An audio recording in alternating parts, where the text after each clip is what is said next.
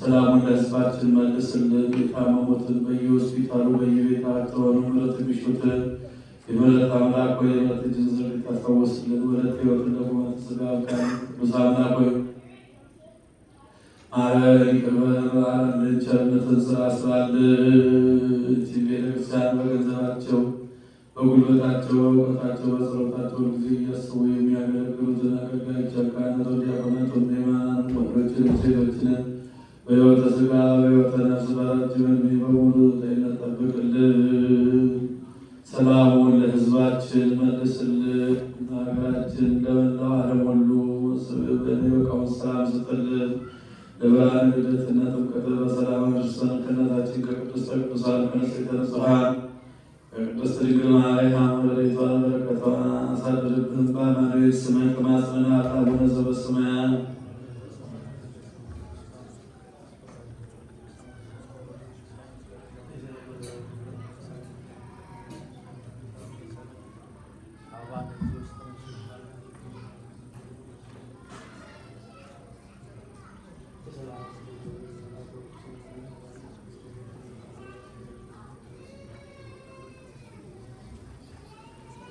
ጌታችን አምላካችን መድኃኒታችን ኢየሱስ ክርስቶስ የካህናት አለቃ ኃጢአትን የሚያስተሰርይ ይቅር ባይ ለአባቶቻችን ለሐዋርያት ስልጣነ ክህነትን የሰጠ ከልጅነት እስከ እውቀት እስካሁኑ ሰዓት የሰራችሁትን በደላቸውን ያስተሰርይላቸው። አባቶቼ ገናን ወንድሞቼ ዲያቆናት በዚህ ቅዱስ ስፍራ የተገኛችሁ ወንዶችም ሴቶችም በየሰማችሁ ከኃጢአት በደል ነፃ ያወጣችሁ ነው።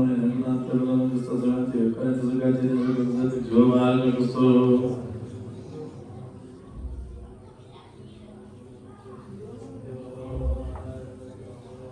ባለፈው እንዲግለን በቤታዊት በቀን ሰውነታችን ስለ ቅድስተ ቅዱሳን ስለ ድንግል ማርያም ብለው ይቅረን ዘንድ በእንተ ማርያም መሐረነ ክርስቶስ